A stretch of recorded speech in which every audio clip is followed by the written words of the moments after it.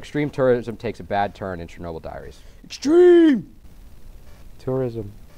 Yay. Here we go.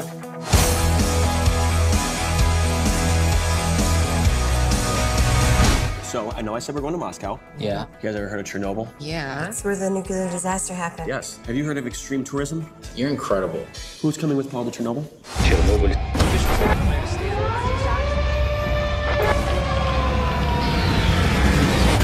This place was abandoned overnight. They had no time to take anything. Factories, schools, stores, apartments, everything's still there.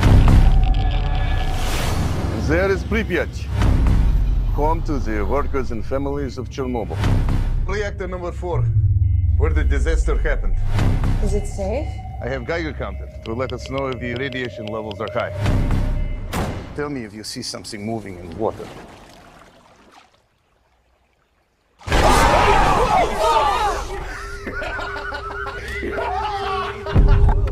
Anybody else have a story like this?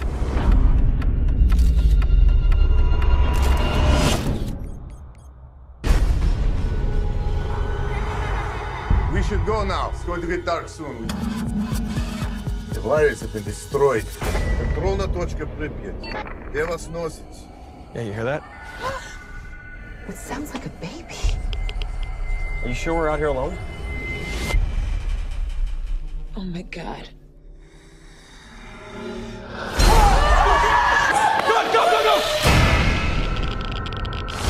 Was that an animal? It was something else. Come on, come on.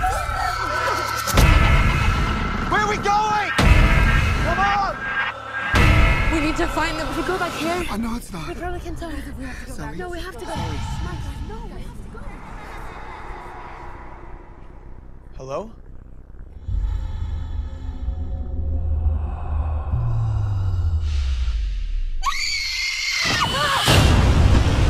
They're following us. They're not following us, they're hunting us. They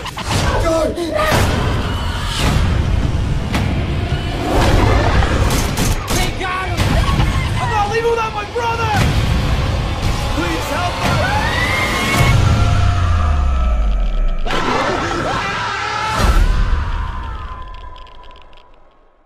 That was Chernobyl Diaries. And before we go into the review, just want to, for those of you who maybe don't remember Chernobyl as an actual event or haven't gotten to that point in your history class, there was a radioactive leak there resulted from a nuclear core, and it created mass devastation and fallout, and it's over, you know, in the Russian provinces and stuff like that. So, which is why we're seeing the landscape that we are, and also why this would be like the first time in a long time people could actually go there, because radiation levels would have dipped low enough to go.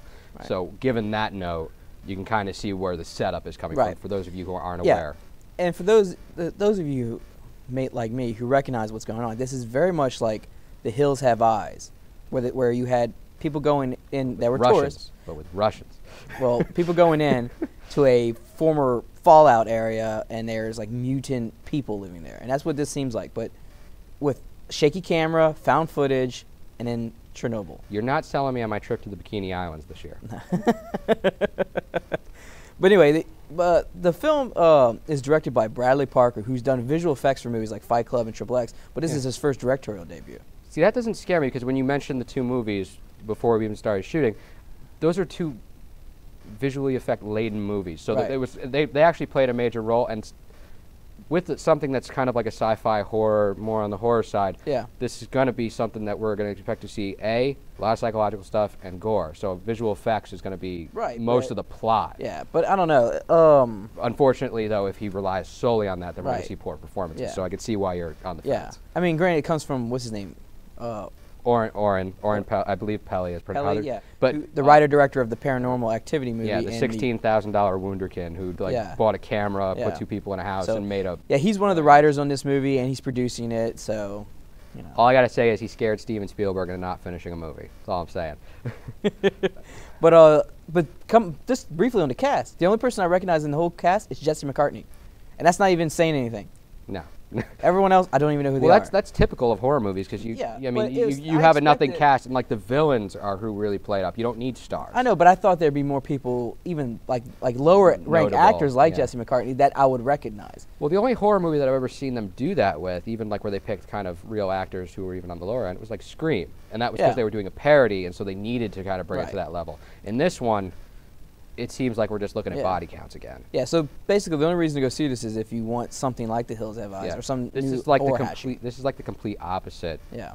Of Cabin in the Woods, where Cabin in the Woods was something artful Yeah. and had a fan base, and you were going to enjoy it because it was kind of almost mocking itself, but in a fun way. Yeah. This is meant to be taken seriously, it looks like, and I don't know how seriously I can take this movie. I know a lot of kids that I know at the high school that are looking forward to going and seeing it, but that's kind of who the audience is for. Well, yeah, It's not for maybe me so much. Like I like the idea of the movie, and I kind of want to see it, and that's going to lead me into my review where I'm going to say wait for DVD because I want to see it, but I don't want to see it that badly. Yeah. You know. I'm going to outrank you on this one. What? I'm going to go ahead and say matinee it. Really? I think Are this you is. feeling okay? I'm not really sure anymore. This whole, black is white, up is down. Yeah. Got like a metal taste in your mouth? No, just like almonds now. But Almonds, okay. no, I think this is a matinee visit. Mostly because I think I have faith in the fact that it was written by Oren. Right. Like the later Paranormal Activity movies. Mm-hmm. He was production, and I think production like name only because he had the Yeah. first one under Yeah. his belt. And he wrote that one, and you know what? That stylistically and the writing and everything like that, I was impressed.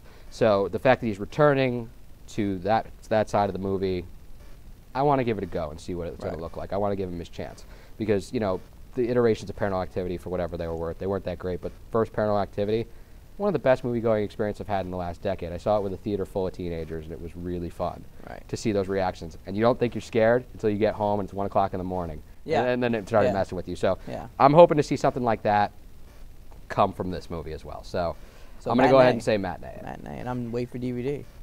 Wow, this is very different. Yeah. This I'm is gonna- 2 weeks in a row where we were on opposite ends of the spectrum, so to speak. Wait. Paradigm shift. Paradigm, yeah. For those that there is, look it up in the dictionary. Yeah, it's spelled paradigm. Help you out with that. Yeah, and shift like shifting gears. Yeah. For those who don't know. Anyway, we'll be right back with more at Shabbat Movies. Can we review The Hills Have Eyes? I'd rather do that.